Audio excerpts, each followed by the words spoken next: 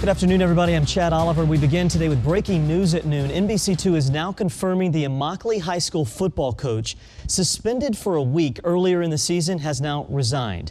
Coach Rich Dombrowski submitted his resignation letter yesterday. It was effective immediately. The school's principal at Immokalee says Dombrowski will remain at the school in a teaching position.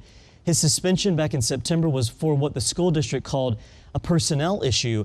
We have a crew working on new developments today. We want to know if the suspension and resignation are related. Count on us to let you know what we uncover later today.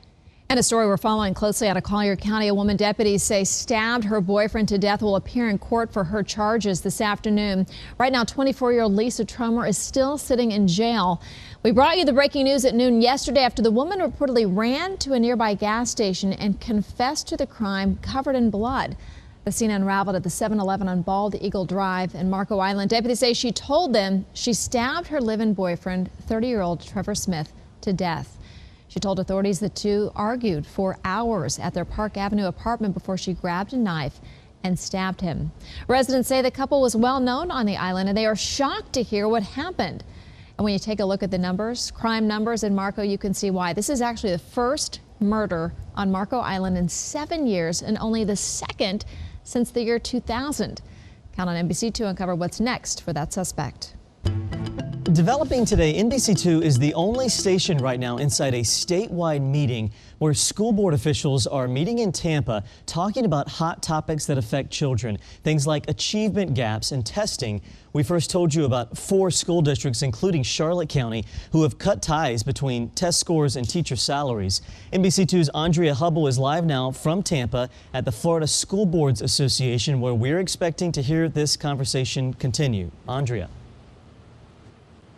Well, right now, Chad, is just a conversation, but according to Lee County School Board members, they tell me it's likely that this conversation will come up today. The reason being for this change is that the FSA, the Florida State Assessment, is a new test that students and teachers have never used before. And according to people like the Teachers Association, they say it is not fair for people's salaries to be based on something that is unvetted. They have a predictive failure rate of 70%. It's like, that's insanity.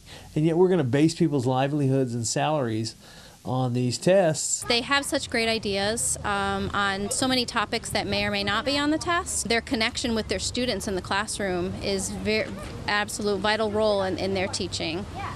Right now, the topic has not come up yet, but count on NBC2. We will be here all day waiting to hear more from the Florida School Boards Association. Live in Tampa, Andrea Hubble, NBC2. Andrea, thank you. Another hot button item likely on the agenda is high stakes testing. Earlier this year, you might remember Lee County made history when district members voted to opt out of standardized testing. The board later rescinded the vote, but it was enough to get school districts across the state talking about eliminating the exams. An uneasy start to the day for the University of Florida for students and staffers after threats were made at the school. NBC2 learned students got an email early this morning about the threat received from 15 separate Twitter accounts throughout the United States, and they all arrived at the same time. The threat was not specific, but said, quote, "I'm going to shoot up the college tomorrow." UF police say at least one other university received a similar threat and determined it was a hoax. An investigation at Florida University, too, is ongoing. Meanwhile, this afternoon, we are working to get the latest on a deadly crash from overnight in Lee County. One person was killed in the collision in Lehigh Acres around 9 last night. This is where it happened, State Road 82 and Columbus Boulevard. FHP tells us 45-year-old Francisco Contreras from Immokalee was killed when he ran a stop sign and slammed into another vehicle. 4 other people are hurt, one seriously. Contreras' car ended up in the water in a canal. Someone saw what happened, jumped into the water and pulled him out. That person and a Lee County deputy tried CPR, but it was just too late. FHP says alcohol was not involved. New right now, tension is easing a bit in Ferguson, Missouri, but now there's word that Ferguson police are investigating Michael Brown's stepfather. They are considering whether to charge Lewis Head with inciting the riot that followed the grand jury's decision not to indict Officer Darren Wilson. NBC's Ron Allen reports. Moments after the grand jury cleared Darren Wilson in the death of Michael Brown, Brown's mother, Leslie McSpadden, and her husband, Lewis Head, were captured on video venting their anger and grief. Ferguson officials in an email confirmed that Lewis Head is being looked at as part of an ongoing investigation into the activities surrounding November 24, pertaining to the rioting, looting, and arson. On Today, Leslie McSpadden talked about her husband and the video. It was just emotional. I don't feel that he stirred the crowd. The crowd was already stirred. It's been stirring since August 9th. The day her son was killed.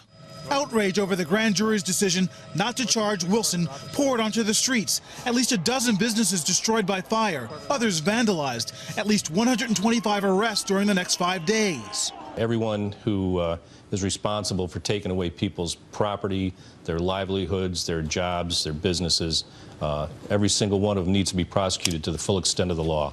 In their statement, authorities added Brown's stepfather is not being singled out as the sole focus of that inquiry, but again is part of the ongoing investigation.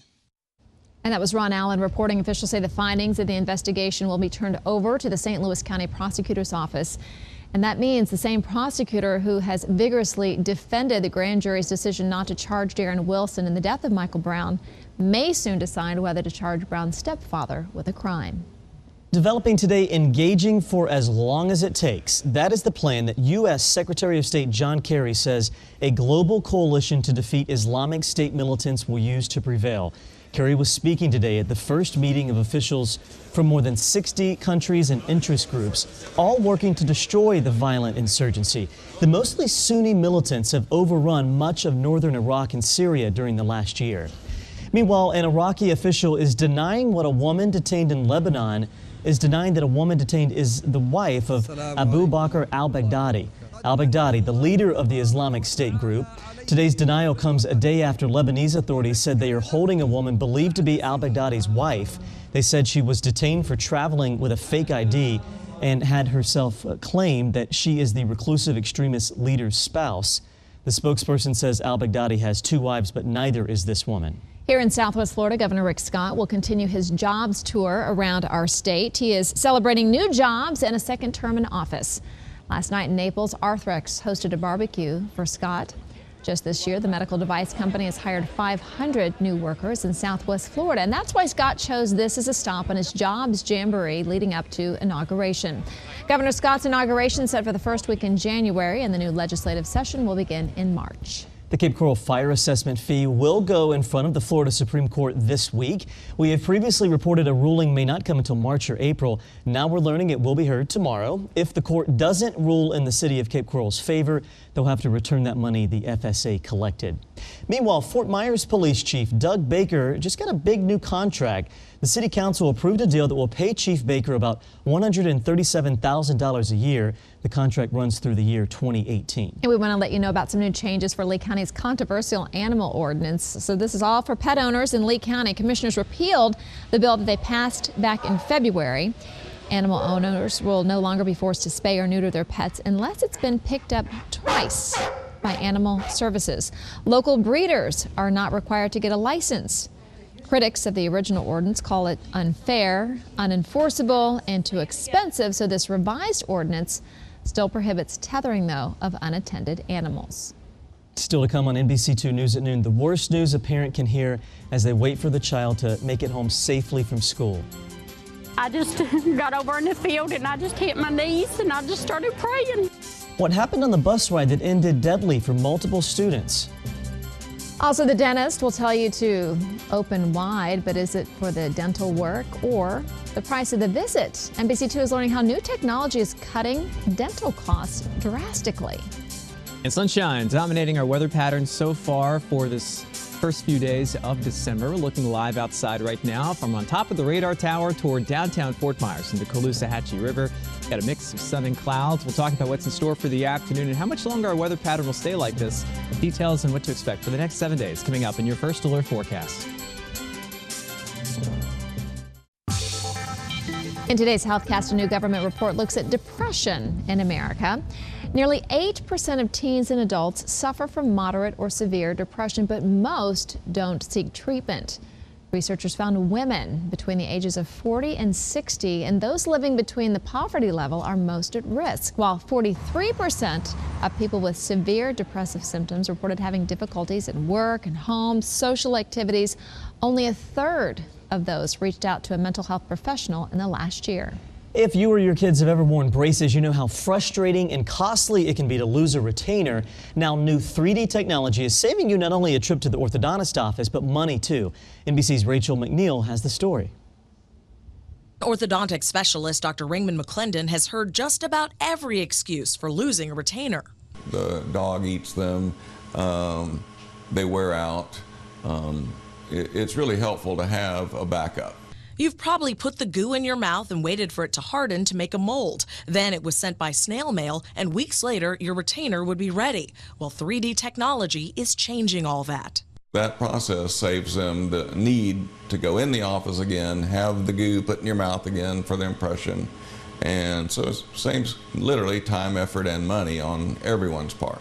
A light wand scans the patient's teeth in minutes. Hours later, a 3D printer creates a plastic model of their teeth, unlike the old plaster molds that could only be used once. So with this hard model, we're able to make multiple different retainers over several years. So if the patient will simply keep this, they can continue to have a retainer made, and we're able to do that at half price because we don't have to do the first half of the work. It's not just for retainers either.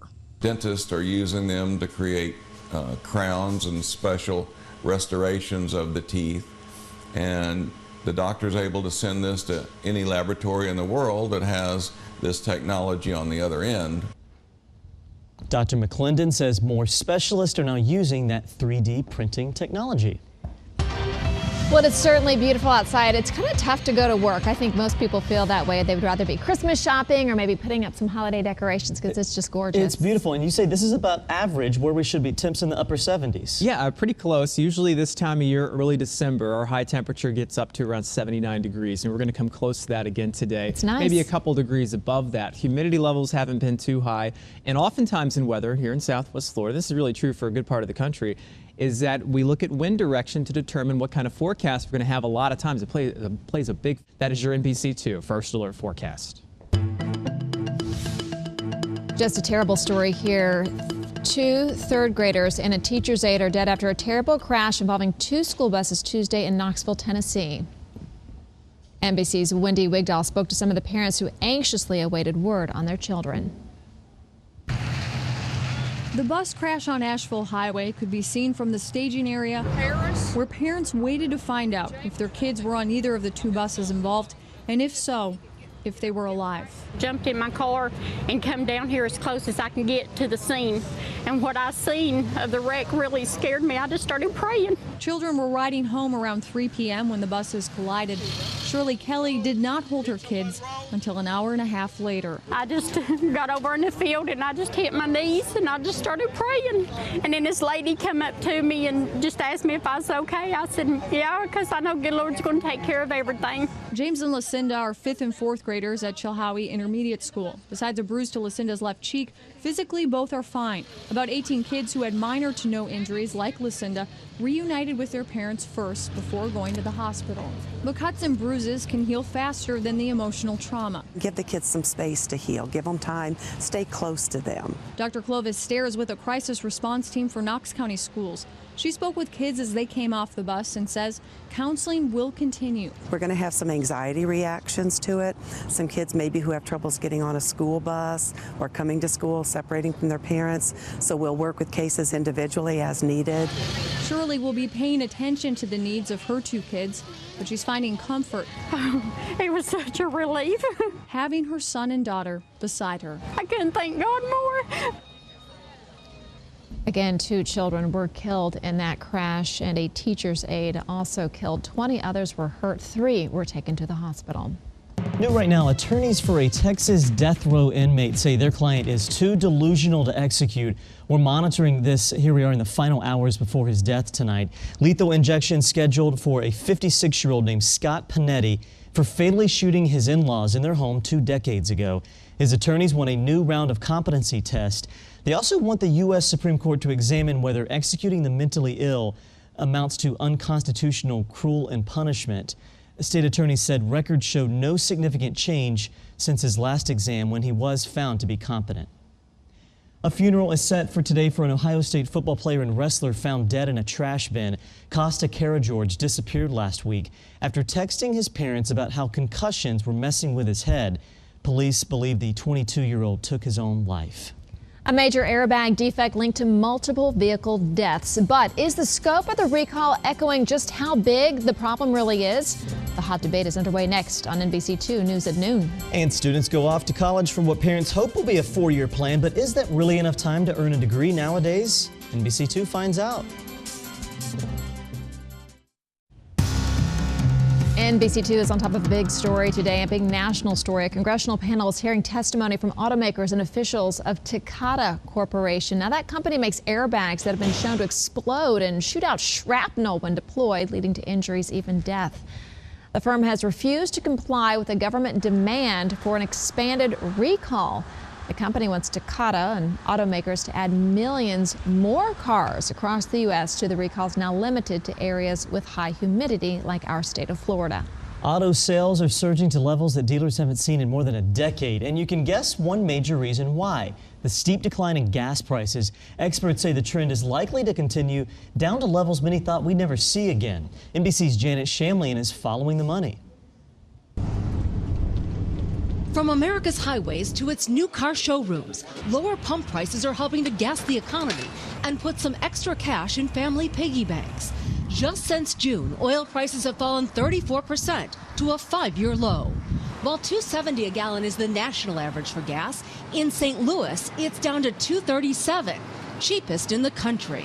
I think it's fantastic. I have more money to do something else with. In Texas, the average is now $2.53. They're cheap and I can fill my car up for 25 bucks. It's all about supply and demand. The U.S. now produces 9 million barrels a day, the most oil in 30 years. That's led to an international price war. OPEC, led by Saudi Arabia, keeps pumping, hoping to drive prices lower to force competitors like the U.S. out of the game. The Saudis becoming insecure about the boom in U.S. shale production, looking to cut prices and win that market share back, and it's certainly benefiting everyone that's filling up at the pump. Analysts say we could see gas below $2 a gallon in just a few weeks in Texas, Oklahoma, Missouri, and South Carolina. For a typical family buying 1,200 gallons of gas a year, it could mean hundreds in savings. Janet Shamlian, NBC News, Houston. And you now have more fuel choices in Lee County. An E15 ethanol station will open in Fort Myers, already open. 88-octane E15 fuel costs less money and can run in any gas vehicle made since 2001. Plus, it's American-made, higher octane fuel that's better for the environment. And for the first time, it's available in Southwest Florida. You can get E15 fuel for $2.15 a gallon until 1 o'clock today, so you have about 30 minutes left. It's being sold at the Fort Myers Marathon on Boatways Road, which is off Palm Beach Boulevard at the I-75 interchange. Something to keep in mind here, a new survey shedding some light on unsettling news concerning our older population. It finds 80% of older Americans fail to know the basics when it comes to finances. The folks were asked about things such as Social Security, IRAs, life insurance, and how bonds work. Only 1 in 4 surveyed have a written financial plan, and many had never tried to calculate how much they're going to need to retire securely.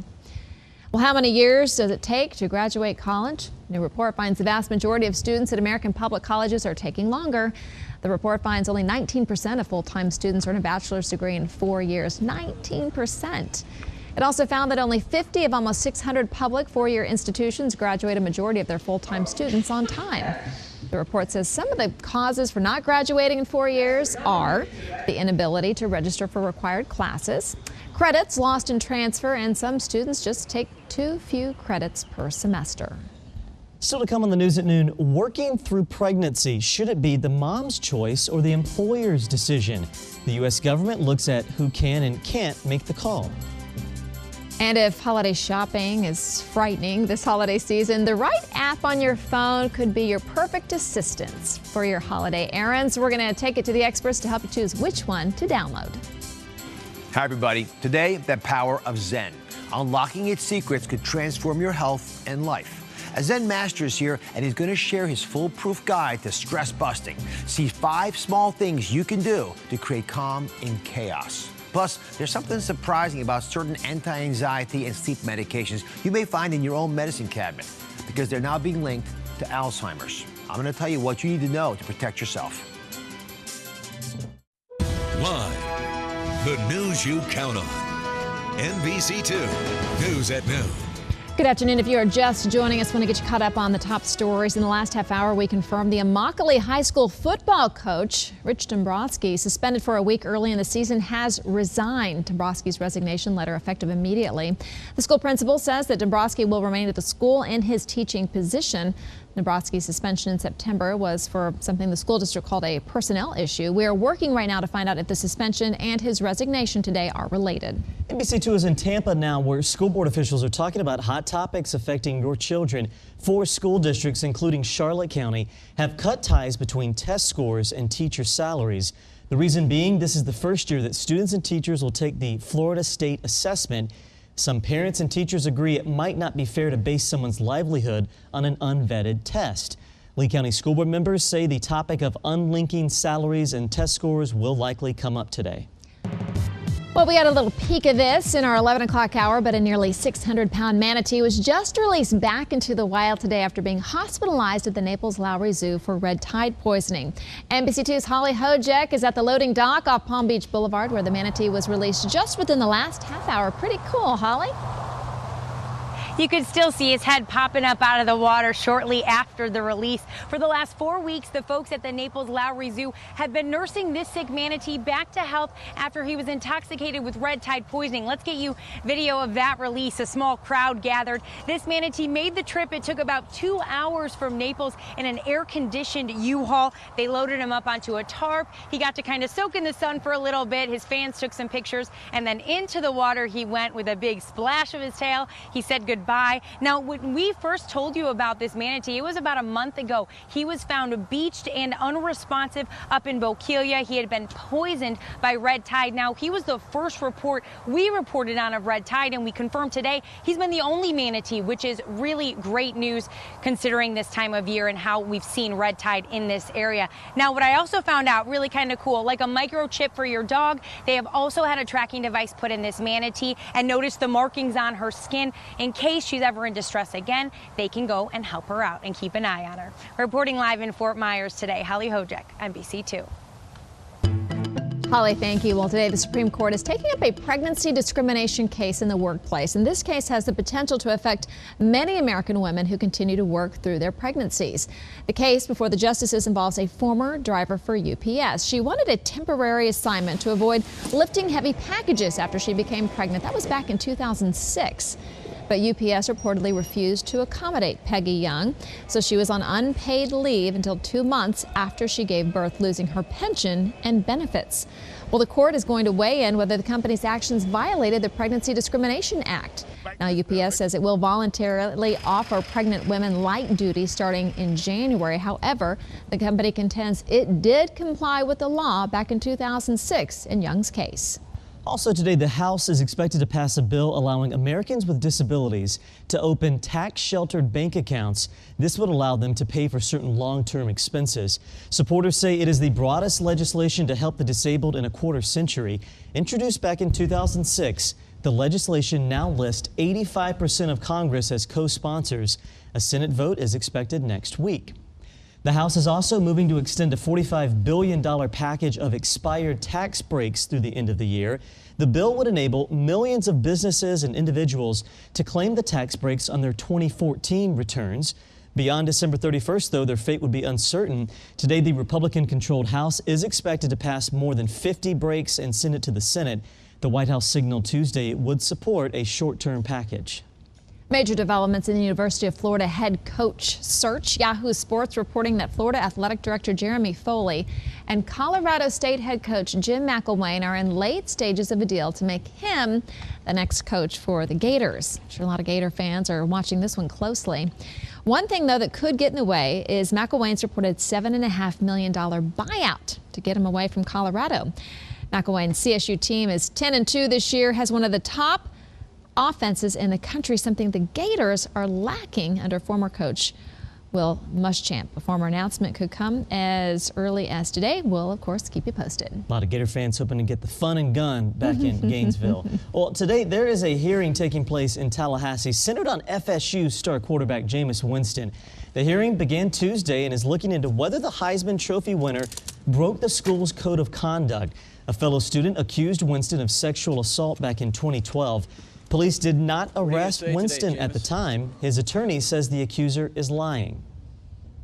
Jameis will tell the truth today, and we are confident that Justice Harding, when he hears her multiple lies and Jameis's truth, will find, as every other entity has to this point, that she is lying. If the quarterback is found to have violated the school's code, he could be suspended or even expelled.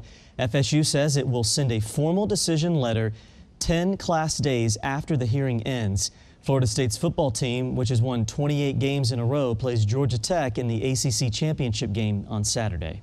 Well, a group of soccer moms and dads are suing the leaders of their soccer club that's right here in Southwest Florida. They claim the board of the Bonita Soccer Club is breaking the law and hurting their kids' chances at a state championship in the process. 8 families in all filed a lawsuit against the Bonita Club.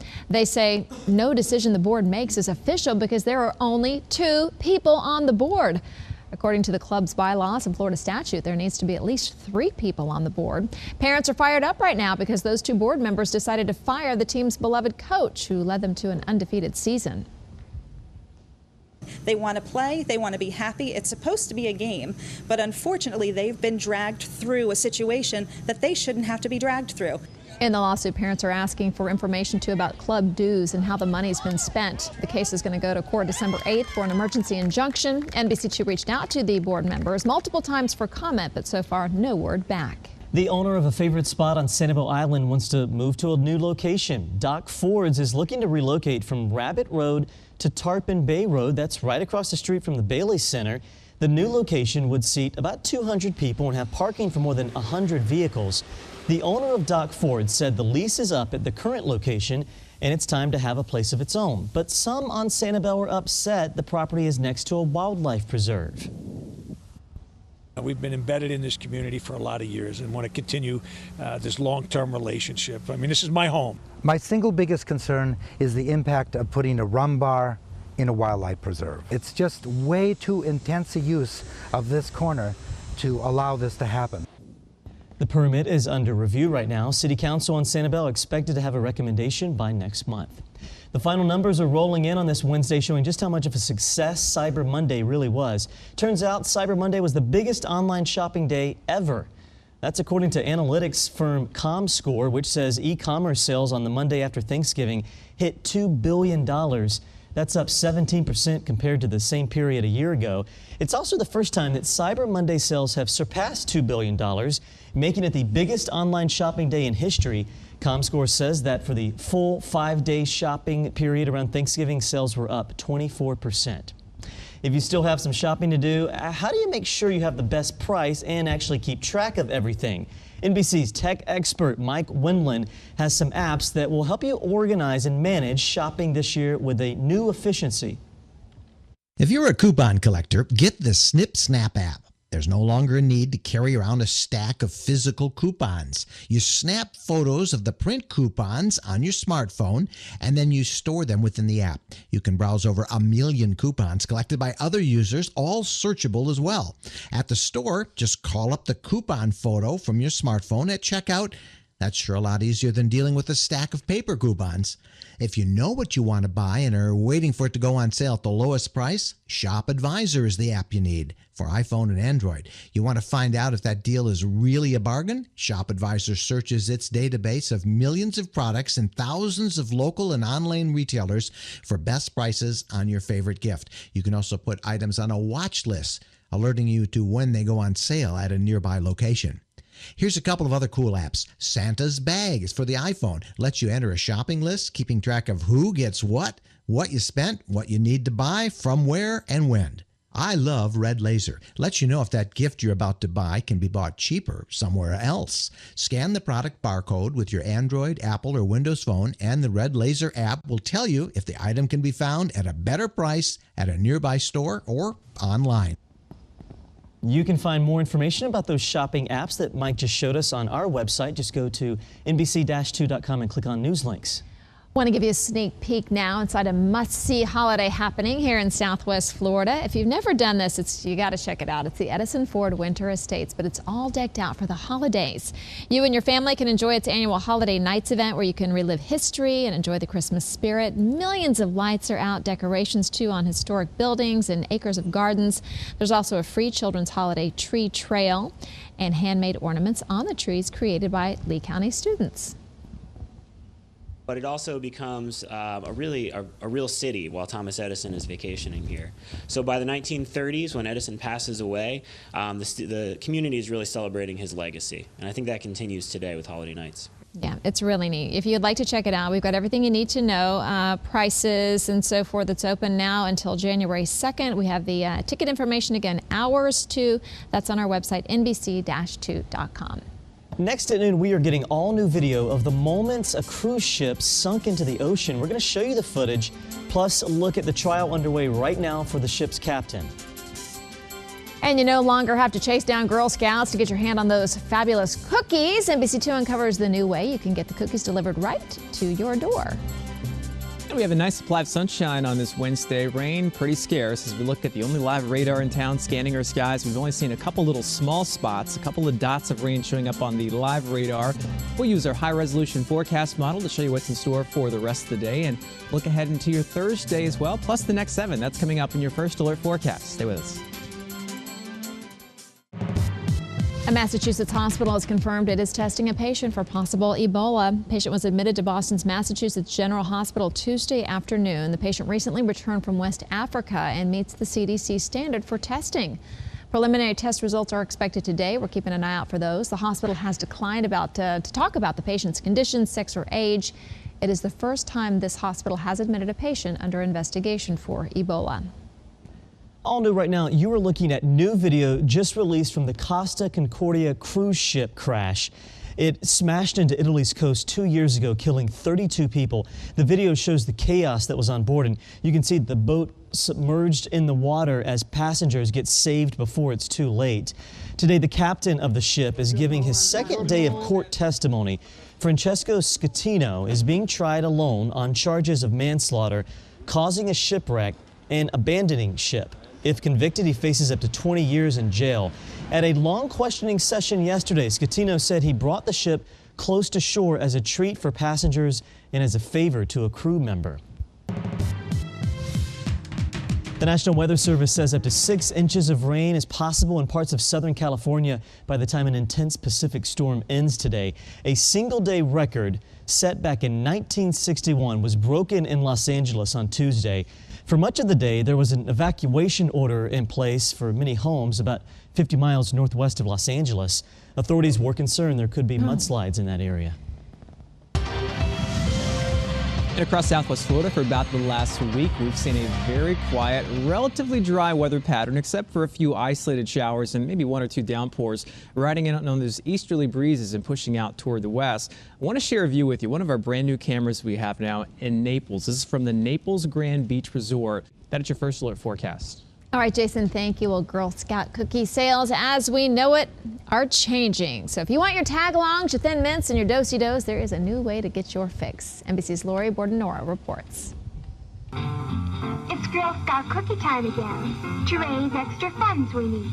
Gone are the days of door-to-door, face-to-face sales as the only way to sell popular Girl Scout cookies. Now, it's all about e-commerce.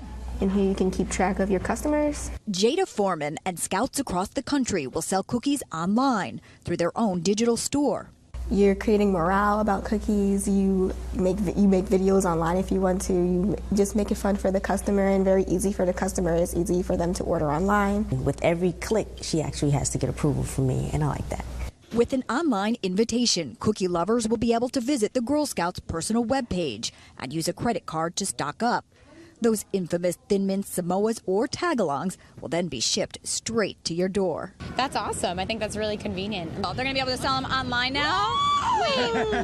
Wait, stop. Organizers say digital sales will help reach more customers and teach the Scouts about online marketing. They're now going to take their traditional sales methodologies and adapt them to a digital world. In some areas, customers can even use a mobile app to get their cookie fix. But the Girl Scouts won't depend completely on technology. Jada still hasn't ruled out the old-fashioned way to help reach her goal of 1,000 boxes. They're still going to be part of my customer base, but for people who I don't see every day, like my friends who are in other states, I can get business from them because they always want to support me.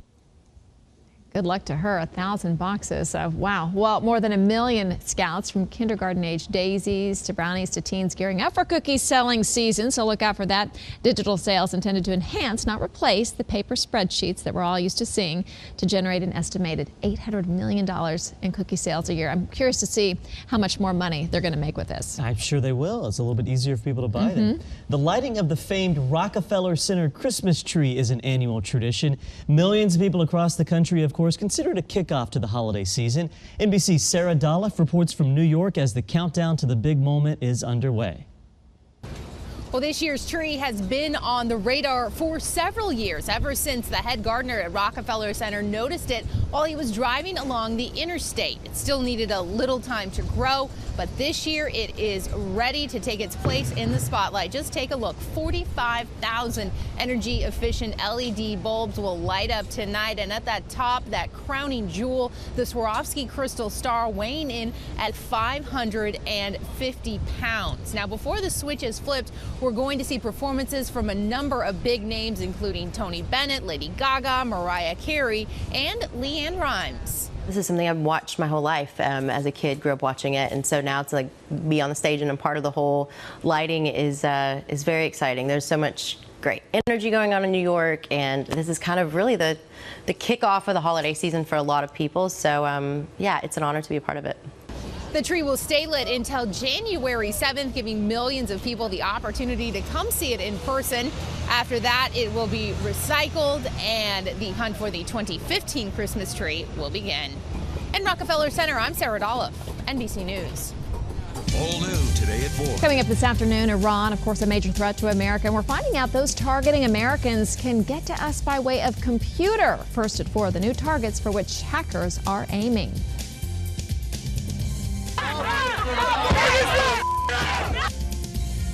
Was this a criminal act? At 4 o'clock, what the stepfather of Michael Brown says he really meant when he shouted a questionable command the night of the riots. Final look at your top stories today. In the last hour, we confirmed the Immokalee High School football coach was suspended, or who was suspended earlier in the season, has resigned. We're talking about Rich Dombrowski.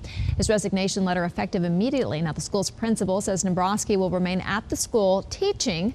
Dombrowski's suspension in September was for what the district called a personnel issue. We're working to find out today if the suspension and resignation are related. NBC2 is in Tampa this afternoon, where school board officials are talking about topics affecting children. 4 school districts, including Charlotte County, have cut the ties between test scores and teacher salaries. The main reason being this is the first year that students and teachers are taking the Florida State Assessment. Some parents and teachers agree it might not be fair to base someone's salary on an unvetted test. Lee County School Board members say the topic of unlinking salaries and scores will likely come up. Well, a nearly 600-pound manatee is back home, just released back into the wild this afternoon after being hospitalized at the Naples Lowry Zoo for red tide poisoning. It's back and being healthy. NBC2 was at the loading dock off Palm Beach Boulevard, where it happened just in the last hour. For 4 weeks, the sick manatee was nursed back to health. Manatee making a splash there. Around. That's right. A month ago, he was found beached and unresponsive in Bequilia, and off he goes. Happy to be back where he belongs. And we've got a sun-splashed landscape through the course of the afternoon. Temperatures right around 80 degrees. A lot of locations getting up to around 82 or so. A couple of little small showers, maybe some splash and dash showers moving in. I like the word splash today. Splash and dash. And then for the rest of the week, the forecast looks pretty good. Next rain chance really not coming until early next week.